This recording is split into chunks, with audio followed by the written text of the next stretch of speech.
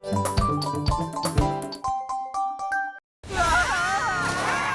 ลสดูสิฟลาชากับพิคเคิลกำลังลำบากแล้วล่ะ เราต้องหาทางเด้งขึ้นไปแล้วจับพวกเขาเอาไว้ ก่อนที่พวกเขาจะชนกับกองขยะเหม็น เฮ้ยรู้แล้ว เราใช้แท่งโปโกสติ๊กได้ โปโกสติ๊กมีสปริงอันใหญ่อยู่ด้านใน และเมื่อเธอกดลงบนสปริงมันเด้งกลับ และส่งเธอขึ้นไปสูงสุด ๆ เร็วเข้า มาเปลี่ยนชั้นให้เป็นโปโกสติ๊กยักษ์กัน เราจะได้เด้งขึ้นไปช่วยครัชเชอร์กับพิกเกิลได้ ก่อนอื่นเราต้องการสปริงที่ทำให้โปโกสติ๊กเด้ง เพื่อสร้างสปริง พูดสปริง สปริง ตอนนี้เราต้องการแท่นค้ำสปริงกดลงบนแท่นค้ำและทำให้โปโกสติ๊กเด้งขึ้นไปในอากาศ เพื่อสร้างแท่นค้ำพูด แท่นค้ำแท่นค้ำสุดยอดเลย ฉันเป็นมอนสเตอร์แมชชีนโปโกสติ๊กแล้ว ๆ ว้าว แย่แล้วอ่ะ เรารีบไปกันดีกว่า พวกเขาใกล้จะถึงกองขยะแล้วนะ เร็ว ขึ้นมา ฮึบฮึบฮึบเย้วิ่งว้าว นั่นเลสเป็นโปโกสติ๊ก โอ้ว้าวหมอนั่นเด้งได้จริงๆ ด้วยล่ะ เร็วเข้า เราเกือบถึงกองขยะแล้ว เพื่อตามจรวดนั่นให้ทัน เราต้องเด้งไปอีก 10 ครั้ง นับเด้ง10 ครั้งกับเรา 1 2 3 4 5 6 7 8 9 10 นั่นเบลสนี่ โดดขึ้นมาว้าวยอดเลย เด้งได้แจ๋วเบลส พวกเขาทำได้ครัชเชอร์เบลสกับเอเจช่วยเราเอาไว้ล่ะ ใช่ ช่วยเรา เยี่ยม เราลงไปได้หรือยังอะ โอ้เดี๋ยวนะ ฉันเพิ่งนึกบางอย่างได้นะตอนนี้ครัชเชอร์กับฉันปลอดภัยแล้ว เราก็กลับไปที่คาร์นิวัลแล้วเล่นเกมได้แล้วสิ ไอเดียเยี่ยมมากพิคเคิล เกาะไว้นะทุกคน ฉันจะพาเราเด้งไปถึงที่นั่นเลย เดี๋ยว เด้งเหรอ ใครพูดอะไรเกี่ยวกับการเด้งเหรอ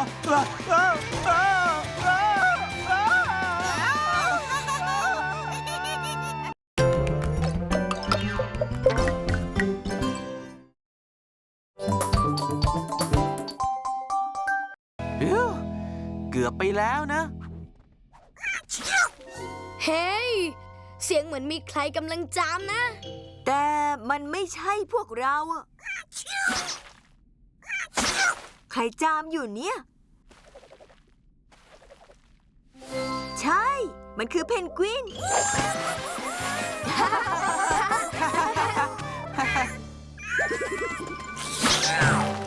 โอ้ น่าสงสาร เธอก็เป็นโรคจามด้วย ไม่ต้องห่วงนะ เรามีน้ำมันยาที่จะซ่อมเธอได้ทันทีเลย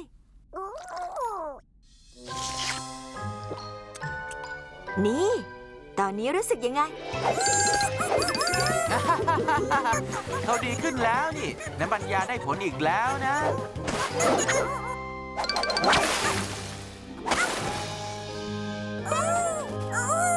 ดูสิ เพนกวินเจอทางออกจากถ้ำนี้ มีอุโมงค์อยู่ เยี่ยมมากเพนกวิน เราไปตามอุโมงค์นี้เพื่อไปถึงเชิงเขาได้เลย โอ้ ได้สิ ฉันจะไปกับเธอเพนกวิน โอเคทั้งสองคน ตามฉันมา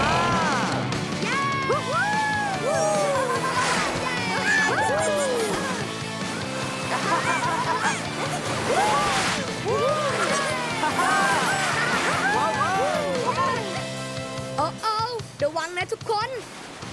มีแท่งน้ำแข็งอยู่ข้างหน้า เราต้องทำอะไรสักอย่างเร็วด้วย ทางเดียวที่จะผ่านแท่งน้ำแข็งไปได้คือฆ่ามันไป เดี๋ยวมาบอกเบลสกับเพนกวินว่าให้กระโดดข้ามแท่งน้ำแข็ง พูด ข้ามไป ข้ามไป เย้เฮ้ย โดดได้สวย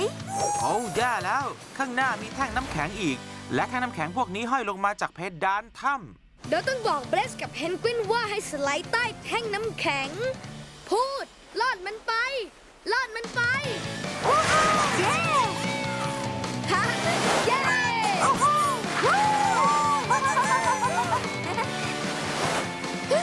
เจอแท่งน้ำแข็งอีกแล้วเราควรผ่านมันไปยังไง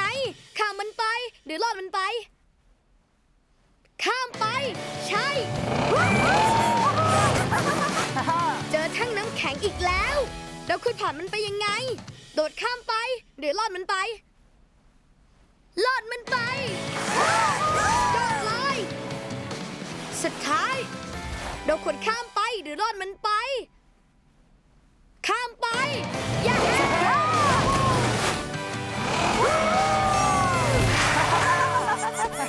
สำเร็จแล้ว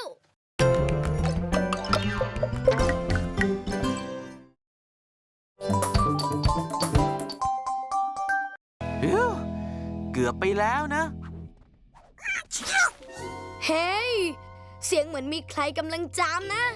แต่มันไม่ใช่พวกเราอะใครจามอยู่เนี่ย ใช่ มันคือเพนกวิน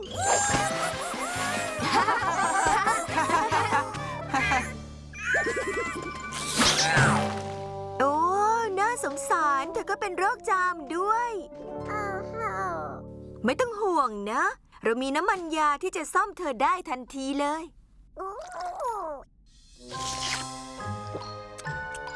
นี่ ตอนนี้รู้สึกยังไง เขาดีขึ้นแล้วนี่ น้ำมันยาได้ผลอีกแล้วนะ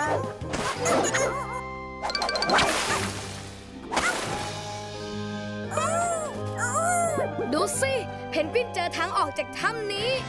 มีอุโมงค์อยู่ เยี่ยมมากเพนกวิน เราไปตามอุโมงค์นี้เพื่อไปถึงเชิงเขาได้เลย โอ้ ได้สิฉันจะไปกับเธอเพนกวิน โอเคทั้งสองคน ตามฉันมา โ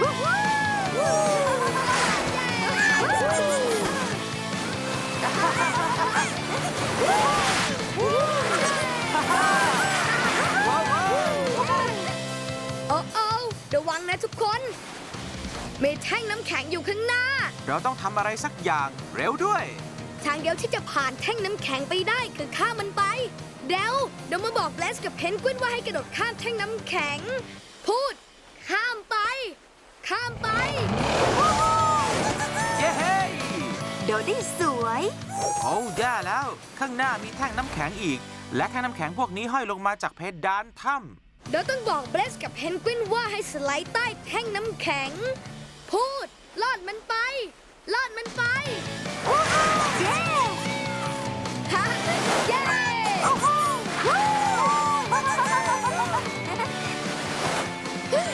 เจอแท่งน้ำแข็งอีกแล้ว เราควรผ่านมันไปยังไง ข้ามมันไป หรือลอดมันไป ข้ามไป ใช่ เจอแท่งน้ำแข็งอีกแล้ว เราควรผ่านมันไปยังไง โดดข้ามไป หรือลอดมันไป ลอดมันไปโดดเลย สุดท้าย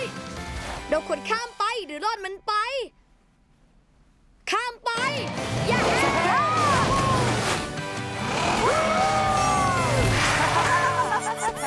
สำเร็จแล้ว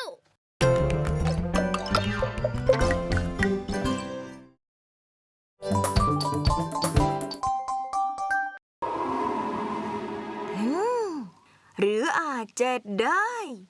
มาดูเทอร์โมมิเตอร์ของฉัน เห็นแถบสีแดงนี่มะ ตอนมันลดลง แปลว่ามันเริ่มเย็นขึ้น ตอนนี้แถบสีแดงอยู่ที่ 15 แต่ดูสิ มันเริ่มเย็นขึ้นแล้ว แถบสีแดงกำลังลงไปที่ 10 5 ฮะ มันอยู่ที่เลขตัวนี้ มันคือเลขอะไร 0 ใช่ มันคือ0 องศาเซลเซียส เฮ้ย 0 องศาเซลเซียสเหรอฮะเฮ้ย มันเป็นอุณหภูมิที่น้ำถึงจุดเยือกแข็งและเปลี่ยนเป็นน้ำแข็งนี่ ว้าว ดูสิ น้ำตกกำลังแข็งแล้ว และตอนนี้น้ำก็เปลี่ยนเป็นน้ำแข็งแล้ว เราปีนขึ้นน้ำตกได้แล้ว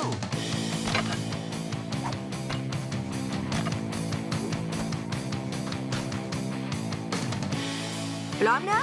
ปล่อย เอาล่ะ ปีนกันเลย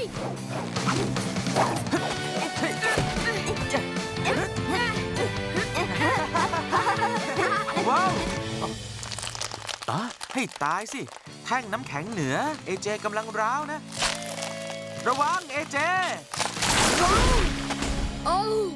ขอบใจที่เตือนฉัน ปีนต่อไปเถอะ แต่ระวังด้วยนะทุกคน ช่วยเราดูแท่งน้ำแข็งหล่นด้วยนะ โอ้โอ้เสียงเหมันแท่งน้ำแข็งใกล้จะแตกอีกแล้ว แท่งน้ำแข็งนี่จะหล่นใส่แกบบี้ ฉัน หรือเอเจ แกบบี้ใช่ ระวังนะแกบบี้ ไม่โดน ยอดไปเลยแกบี้ ระวังแท่งน้ำแข็งหล่นกันต่อเถอะ ได้ยินเสียงแท่งน้ำแข็งแตกอีกแล้ว แท่งน้ำแข็งจะหล่นใส่แกบี้เบลสหรือฉันเบลสระวังเบลส ไม่โดนอีกแล้ว ยอดเลย เฮ้ยดูสิ เราเกือบถึงบนสุดแล้วล่ะ ให้ตายสิ เสียงเหมือนแท่งน้ำแข็งกำลังจะหล่นอีกแล้วอ่ะ มันจะหล่นใส่ฉันเบลสหรือเอเจ เอเจ ใช่ ขอบใจเพื่อน ยอดเลย วู้ฮู้เราขึ้นมาถึงบนสุดแล้ว ปีนได้เยี่ยมมากเลยทุกคน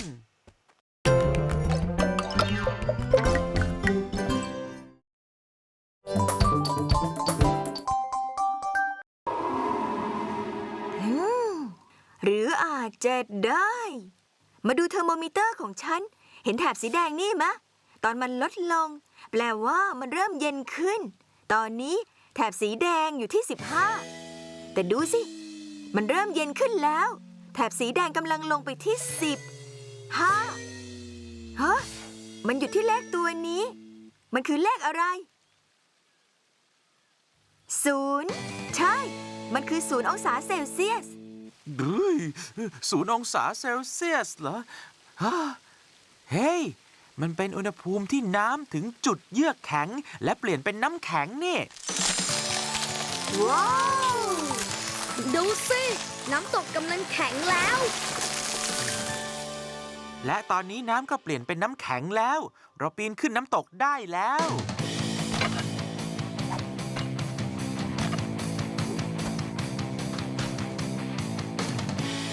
พร้อมนะปล่อย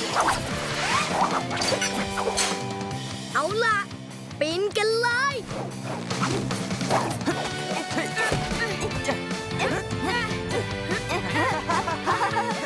ว้าว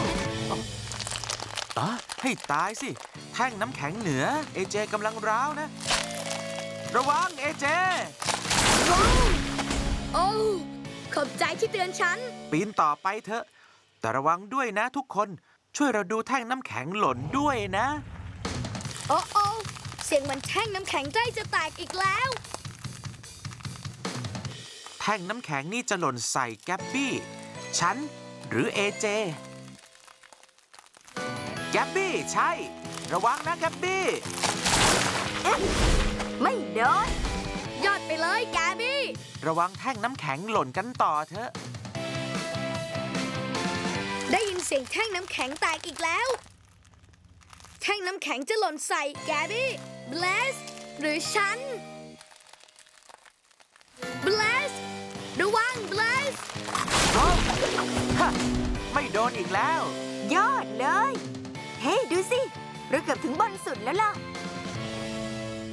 ให้ตายสิ เสียงเหมือนแท่งน้ำแข็งกำลังจะหล่นอีกแล้วอ่ะ มันจะหล่นใส่ฉัน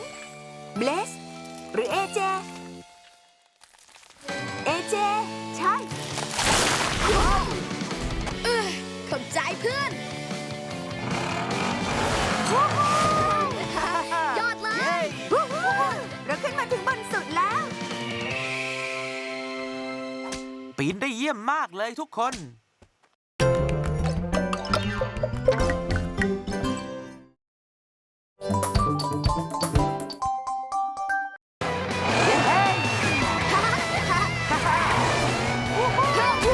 ยอดเลย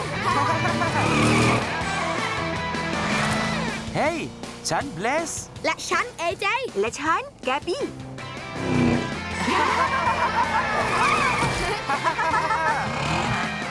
ป่านี้เป็นหนึ่งในสถานที่ที่เราชอบมาขับรถกัน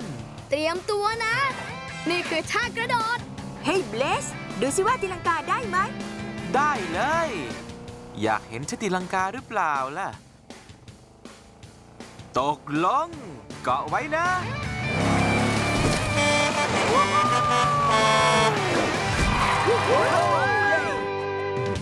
เยี่ยมมากเบลส ลงได้เพอร์เฟก ใช่ มันเป็นฮะชิว ว้าว เป็นไรไหมเบลส สบายมากก็แค่จามทีเดียว แค่จามเล็กๆฮะชิวโอ้ให้ตายสิ ฉันจามไม่หยุดเลยอ่ะฮะชิว มาเบลส ให้ฉันดูหน่อย แลบลิ้นออกมาแล้วพูดอ๋อ อ่าฮะฮะฮะ เหมือนอย่างที่คิด เบลส เธอเป็นโรคจาม โรคจาม เหรอ มันคืออะไรแกบี้ มันคือโรคหวัดสำหรับมอนสเตอร์แมชชีน มันทำให้พวกเขาจามไม่หยุดเลยล่ะ ฮะฮะฮะชิว แต่ไม่ต้องห่วงเบลส ฉันมีสิ่งที่ซ่อมเธอได้นะ น้ำมันยา จิบน้ำมันยาจิบเดียวโรคจามของเธอก็จะหายไปเลย เฮ้ย ดูสิ ฉันไม่จามอีกแล้วอ่ะ ฮ่าฮ่าเธอทำได้แคปปี้น้ำมันยาของเธอรักษาการจามของฉัน ใช่ ฉันว่าเขาดูดีขึ้น เดี๋ยวนะทุกคน มีคนโทรมา เลส เอเจ แกปปี้ เฮ้ยพิกเคิลโทรมา มีอะไรเหรอพิกเกิลมีสิ่งที่แปลกมาก ๆ เกิดขึ้นน่ะ ทุกๆคน จามใหญ่เลยชิว ชิว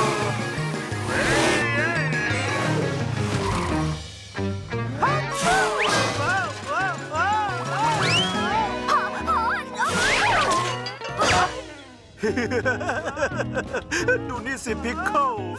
ทุกคนกำลังจามยกเว้นฉันคนเดียว ยกเว้นใครนะ ฉันบอกทุกคนกำลังจามยกเว้นแต่ฉัน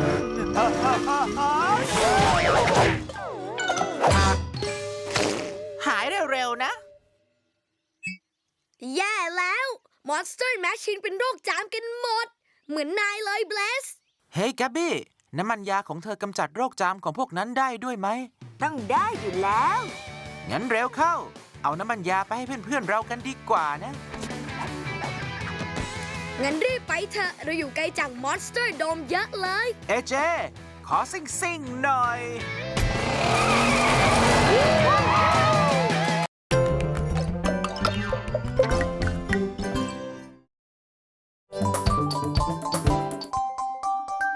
ไปเร็วออกไปลุยกัน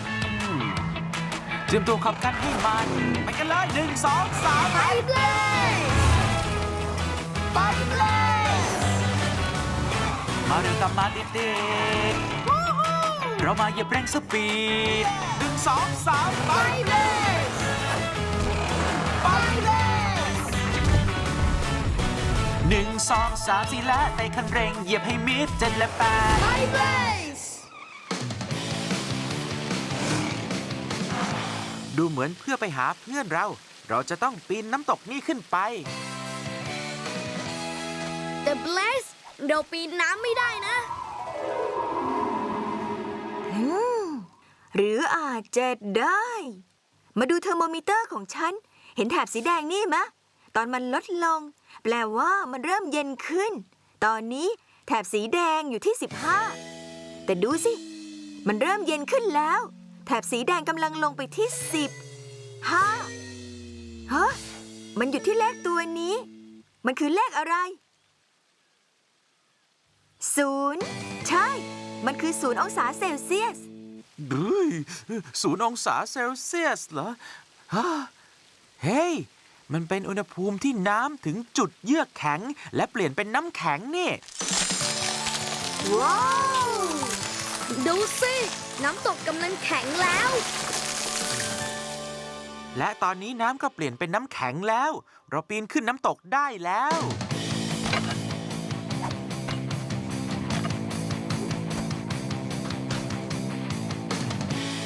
พร้อมนะปลาย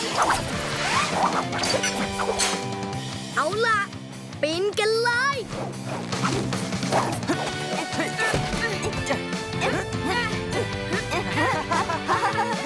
ว้าวอ๋อให้ตายสิ แท่งน้ำแข็งเหนือ เอเจกำลังร้าวนะ ระวังเอเจ โอ้ขอบใจที่เตือนฉัน ปีนต่อไปเถอะ แต่ระวังด้วยนะทุกคน ช่วยเราดูแท่งน้ำแข็งหล่นด้วยนะ โอ้โอเสียงเหมันแท่งน้ำแข็งใกล้จะแตกอีกแล้ว แท่งน้ำแข็งนี่จะหล่นใส่แกบบี้ ฉัน หรือเอเจ แกบบี้ใช่ ระวังนะแกบบี้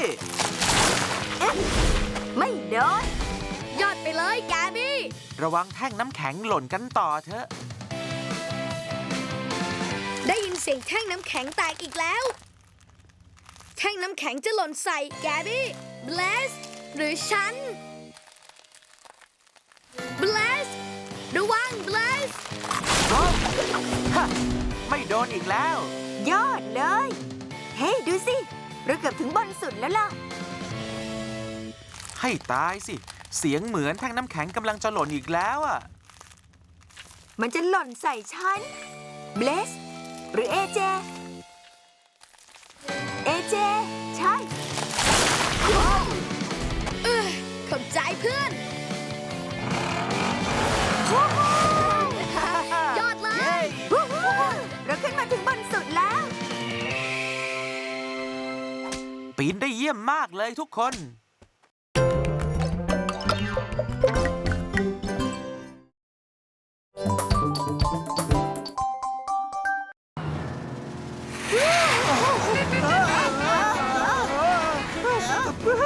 พี่เกิลฉันไม่อยากอยู่บนจรวดนี่แล้วล่ะ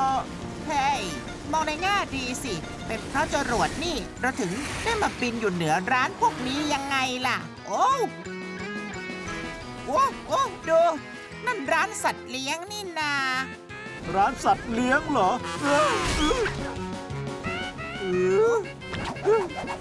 แล้วก็มาถึงร้านบัลเล่ต์ด้วยล่ะนะ บัลเล่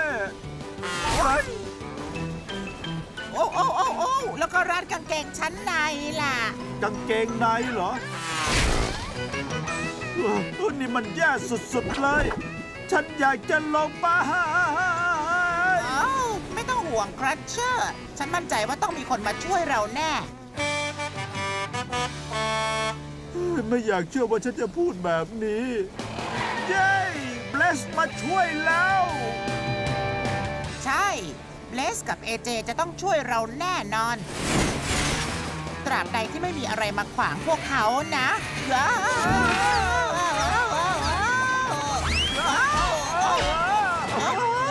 ตาย พวกเขาไปแล้วอ่ะ เราต้องรีบผ่านเขาพรุ่งนี้ไปให้ได้ ไม่งั้นคราชเชอร์กับพิกเคิลตะเลิดไปไกลแน่ เดี๋ยวก่อนนะ ฉันเห็นบางอย่างที่ช่วยเราได้ มันคือสปริง เวลาเธอกดไปบนสปริง เธอให้กำลังกับมัน จากนั้นพอเธอปล่อยมัน สปริงก็จะใช้พลังงานทั้งหมดนั้นเด้งกลับ แบบนี้ ว้าว งั้นถ้าเรากดลงไปบนสปริง มันอาจทำให้เราเด้งข้ามกองไปได้ เร็วเข้ามาลองดูกัน ได ได้เวลาเด้งแล้ว เย้ ยอดเลย สปริงใช้ได้ผล ทางนี้เอเจ เราต้องตามจรวดนั่นให้ทันนะ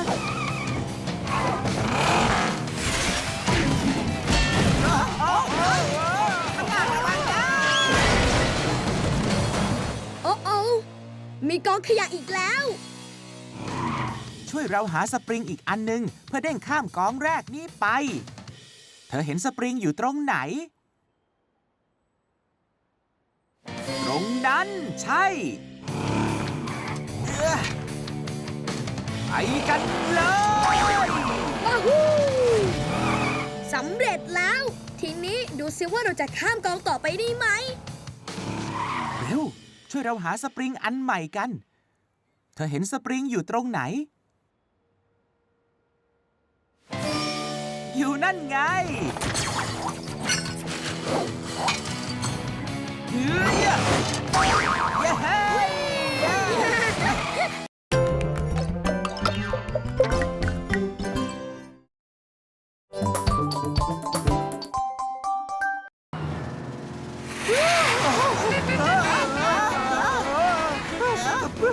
พิกเกิล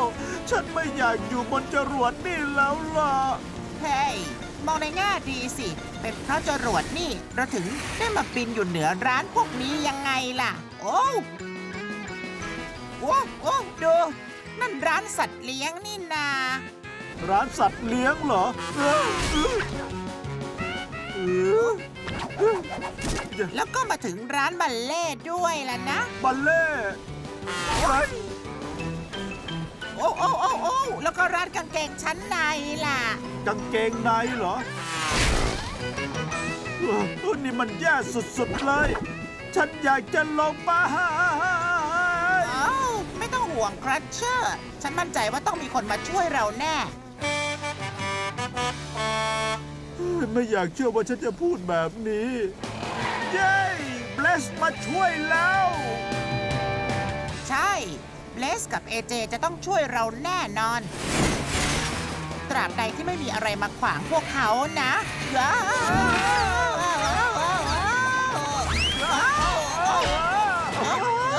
ตาย พวกเขาไปแล้วอ่ะ เราต้องรีบผ่านของพวกนี้ไปให้ได้ ไม่งั้นคราเชอร์กับพริกเคิลเตลิดไปไกลแน่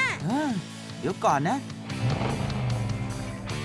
ฉันเห็นบางอย่างที่ช่วยเราได้ มันคือสปริง เวลาเธอกดไปบนสปริง เธอให้กำลังกับมัน จากนั้นพอเธอปล่อยมัน สปริงก็จะใช้พลังงานทั้งหมดนั้นเด้งกลับ แบบนี้ ว้าว งั้นถ้าเรากดลงไปบนสปริง มันอาจทำให้เราเด้งข้ามกองไปได้ เร็วเข้ามาลองดูกัน ได้เวลาเด้งแล้ว เย้ ยอดเลย สปริงใช้ได้ผล ทางนี้เอเจ เราต้องตามจรวดนั่นให้ทันนะ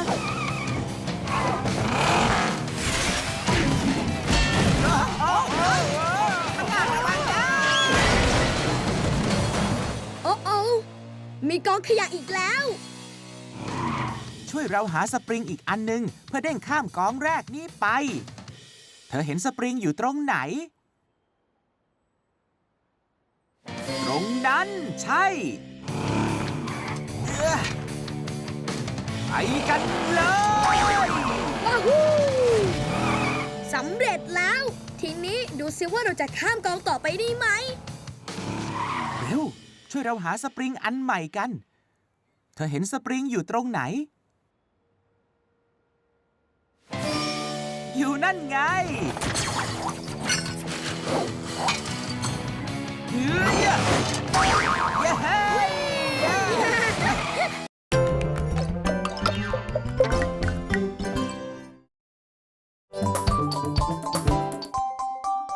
ดูนั่นสิ ดูเหมือนมีเพื่อนเราบางคนกำลังเล่นเกมจรวดอยู่ละ เร็วเข้าหนนี้ฉันต้องทำได้ สู้เขาสไตรฟ์ อ่าโ โอ้พลาดอีกแล้วอ่ะ เฮ้ยพวก มีปัญหาเหรอ เซกกับสไตรค์พยายามอยู่ แต่เซกกับสไตรค์ชนะเกมเอเลี่ยนไม่ได้ เห็นไหม เราต้องส่งให้เอเลี่ยนพุ่งขึ้นไปจนไปเข้าจรวด แต่มันสูงมากเลยอะ เออ ว้าว ไม่ได้รางวัล เสียใจด้วยเพื่อน ดิวดิวดิวดิวดิวดิวดิวดิวเอ้าสวัสดีทุกคน ดูสิแครชเชอร์ทุกคนอยู่กันครบเลย สวัสดี แต่ช่างเหอะ เฮ้ยพิคเคิลอยากลองเล่นเกมเอเลี่ยนไหมล่ะฮะ อยากสิ ฉันอาจจะชนะเกมนี้ก็ได้นะ นายเหรอ ชนะเกมเอเลี่ยนฮะฉันว่าไม่หรอกพิคเคิลเกมนี้ยากไปสำหรับรถกระบะเล็กอย่างนาย อ๋อ ฉันว่านายทำได้นะพิคเคิล จริงเหรอ งั้นตกลงอย่างน้อยมันก็ต้องลองดูสักตั้งหนึ่งล่ะ สู้ๆนะพิคเคิล พิโคเย่ โอเค เอาละนะว้าวฉันไม่รู้จริง ๆ ว่าคอนี่มันจะหนักถึงขนาดนี้โอ้โหโอ้ พิคเคิลชนะ อะไรนะ พิค นาย เคิ ช ล นะ ยอดมาก ยอดเลย โอ้ ดูนั่นสิ ฉันทำได้ว้าวฮูเร่ให้ตัวฉันชนะ ขอแสดงความยินดีด้วยพิกเคิลนายพร้อมจะเลือกรางวัลหรือยัง รางวัลอย่างนั้นเหรออ้าวต้องพร้อมอยู่แล้วล่ะ นายมี2 ตัวเลือก นายจะเอายานอวกาศลำใหญ่ก็ได้ ฮะ หรือเอายานอวกาศเล็กๆ ไป1 หอบก็ได้ เอ้าให้ตายสิ ยานอวกาศลำใหญ่มันเจ๋งมากนะ แต่ฉันอยากได้ยานอวกาศลำเล็ก ฉันจะได้แบ่งมันให้เพื่อนๆของฉันโอ้ทุกคนดูรางวัลสำหรับทุกคน นายดีจังที่แบ่งให้กับเรา ขอบใจพิคเคิลเออ ว้าว ว้าว ยานอวกาศพวกนี้มีสปริงอยู่ที่ตูดด้วย ดูสิ เธอกดมันลงไป จากนั้น มันจะเด้งขึ้นไปในอากาศ ฮ่าฮ่าดูสิ มันขึ้นไปสูงแค่ไหน ดึง ดึง แบบนี้เยี่ยมเลยพิกเคิล ใช่ มันสุดยอดมากเลยอะว่าไหม